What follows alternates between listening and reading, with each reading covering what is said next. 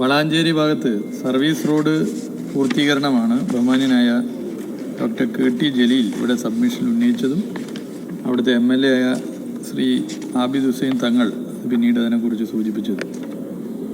ഇത് ദേശീയപാത അതോറിറ്റിയുമായി ചർച്ച ചെയ്യാവുന്ന വിഷയമാണ്. ദേശീയപാതയുടെ ഇരുഭാഗത്തും കിലോമീറ്റർ 300+520 സർവീസ് റോഡുകൾ അവസാനിക്കുന്ന വിഷയമടക്കം സബ്മിഷൻ്റെ ഭാഗമായി ഉന്നയിച്ചിട്ടുണ്ട്.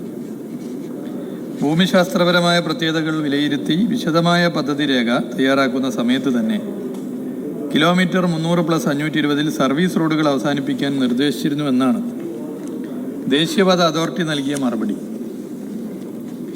ഈ ഭാഗത്ത് സർവീസ് റോഡ് അവസാനിച്ച ശേഷം 21 മീറ്ററോളം ഉയരമുള്ള ഭൂപ്രകൃതിയാണുള്ളത്. ഈ ഭാഗത്ത് സുരക്ഷയ്ക്ക് സോയിൽ നെയിലിംഗ് നടപ്പാക്കിയിട്ടുണ്ട്. അധിക സുരക്ഷ ഉറപ്പുവരുത്തുന്നതിന് 2 ബേം സോയിൽ നെയിലിംഗ് ഡിസൈനാണ് ഈ ഭാഗത്ത് നടപ്പാക്കിയിട്ടുള്ളത്. ഇവിടെ സർവീസ് റോഡ് നിർമ്മാണ പ്രവൃത്തികൾ നടത്തുന്നത് നിലവിലെ സോയിൽ നെയിലിംഗ് തകരാറിലാക്കാനും മണ്ണൊലിപ്പുണ്ടാക്കാനും സാധ്യതയുണ്ട് എന്നാണ് ദേശീയപാത അതോറിറ്റി അറിയിച്ചിട്ടുള്ളത്. സമീപത്ത് 110 kV ഹൈടെൻഷൻ ട്രാൻസ്ഫോമർ സ്ഥിതി ചെയ്യുന്നത് സർവീസ് റോഡ് നിർമ്മാണം കൂടുതൽ ദുഷ്കരമാക്കും. അതിനാൽ ദേശീയപാതയുടെ ഇടതുഭാഗത്ത് ചെയിനേജ് 300+520 മുതലുള്ള ഭാഗത്ത് സർവീസ് റോഡ് നിർമ്മാണം സാങ്കേതികമായി സാധ്യമല്ല എന്ന് ദേശീയപാത അതോറിറ്റി അറിയിച്ചിട്ടുണ്ട്. എന്നാൽ ഈ പ്രശ്നം പ്രത്യേകമായി പരിശോധിക്കുവാനും സാധ്യമായ നടപടികൾ സ്വീകരിക്കുവാനും സംസ്ഥാന സർക്കാർ തയ്യാറാണ്.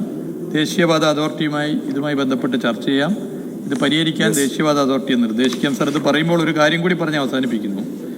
ദേശീയപാത 66 മലപ്പുറം 2 റീച്ചുകൾ 78 കിലോമീറ്റർ പ്രവൃത്തിയാണ്.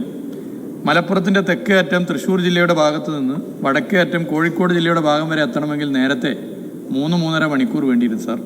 ഇപ്പോൾ 3/4 മണിക്കൂർ കൊണ്ട് ആളുകൾക്ക് എത്തിപ്പെടാൻ വേണ്ടി പറ്റുന്ന നിലയിലേക്ക് ആ റോഡിൻ്റെ പ്രവൃത്തി പൂർത്തീകരിക്കാനായി. അത് എല്ലാവരും